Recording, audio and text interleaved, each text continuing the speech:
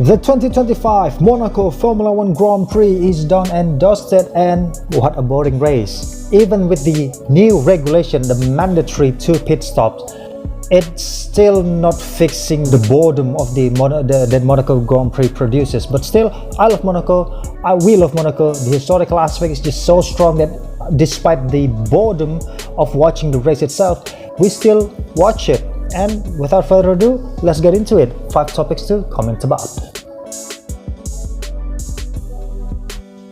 It's not exactly a grand slam for Lando Norris, because Lando didn't lead the whole race. At one point it was like Max, at one point it was Charles. It was just a mix of very different conditions because of this new regulation of the mandatory 2 pit stops. But again, pole position, fastest lap, and a Monaco win. A Monaco win. It's just one of the most prestigious wins that you can get in a Grand Prix scenery. All of a sudden, Oscar's lead is just like vanished. It's just so close now between Lando and Oscar. I think we're going to get some spicy moment in Catalunya if both McLarens are doing well. So it can still be categorized as a perfect weekend for Lando. He dances between the barriers. You know, dancing between Monaco barriers is sometimes, if not most of the time, a scary thing to do. But Lando never blinked the whole weekend. It was just an absolute perfect, errorless weekend for Lando Norris. So I've read some news about Charles Leclerc's performance at Monaco. I think it was after the qualifying session, after the Q3, the entire qualifying session. And then Charles just basically saying that not even he knows what happened, why suddenly the car is so good in slow speed corners. Both Charles, Lewis, and Ferrari as a whole, they already kind of predicted or anticipated that Monaco is going to be a weak weekend for them. But Charles was suddenly putting up good laps after good laps, and he was almost on pole positions. Lewis was originally starting in P4, but he got demoted 3 grids, making him only started in P7. But even then, Lewis managed to climb all the way back to P5. Climbing 2 positions is difficult in Monaco, you know. This is not some other secret. Not even 1 position is already so difficult in Monaco, let alone 2 positions. This is just a surprising weekend, I think. It's a positive one. It's a positive surprise, but a surprise nonetheless. So just as I say that Lando was just like reducing the gap by a lot, and now it's suddenly that big of a gap that Oscar had suddenly vanished. Now Oscar was just like even less than 10 points ahead of Lando. But still, he brought home some valuable championship points. When he couldn't really put together a clean weekend, Oscar just used his head and claimed some valuable championship point. I mean, he found himself in the barriers in the earlier free practices. I think it was either FP1 or FP. I think it was FP1 that he crashed at turn 1. Not a really major crash. It was just like head on with the barrier. Not even a suspension damage. He brought it home to the pit lane, a full circle around Monaco. So it's not really that fatal of a crash. But again, you know, when you crash in Monaco, it's going to reduce a lot of your mentality. It's going to make you riding so carefully, so cautious, and it's just like it really affects your mental.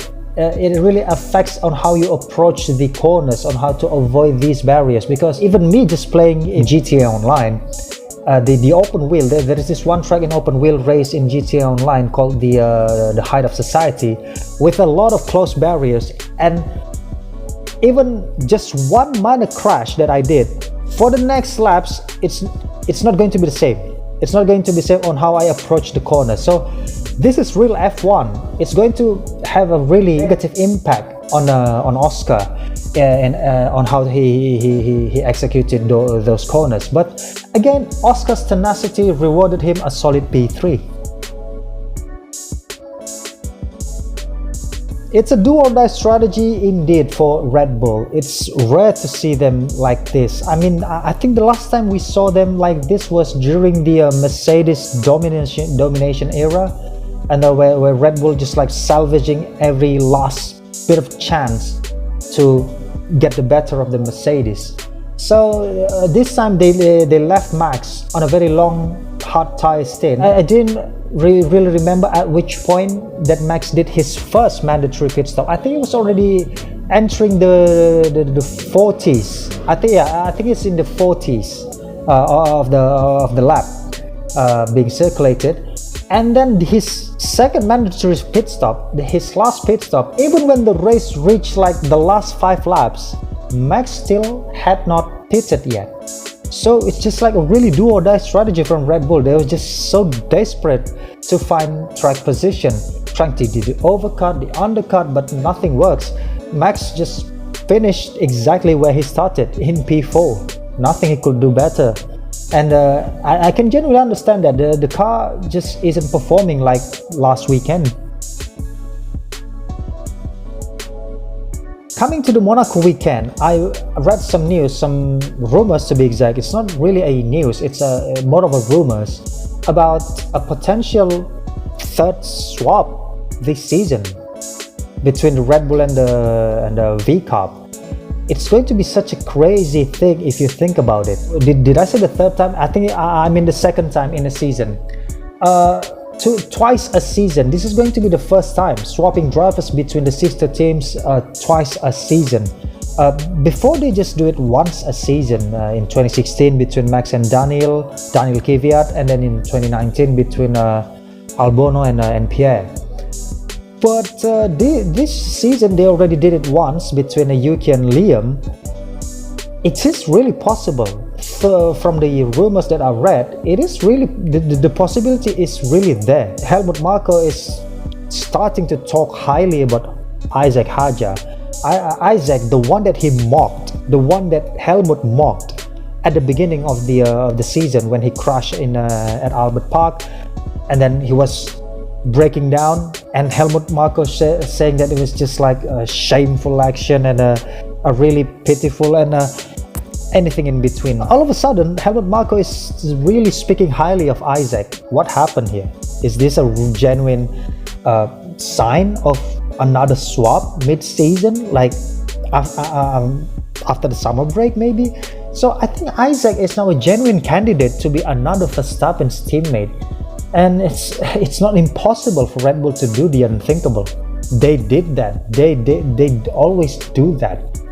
Swapping drivers between the sister teams twice a season. They're going to be the first one to do it, I guess. I mean, from the performance point of view, Isaac this weekend is doing a really solid job. Before Lewis's 3-grid demotion, Isaac was supposed to be starting in P6.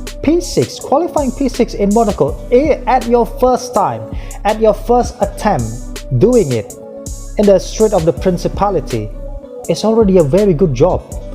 And with Lewis's demotion on the grid, he started in P5 and then he finished the race in a strong P6. Like, wow, P6. He wasn't driving like a rookie. I don't know what Helmut is thinking. I don't know what Christian Horner is thinking right now, but I think there's going to be some tears after the summer break. So yeah, I think that's it that I can talk for today. Make sure to leave your thoughts in the comment section below, and might as well have a bit of a conversation and a discussion. And like and subscribe for more, and until we meet again.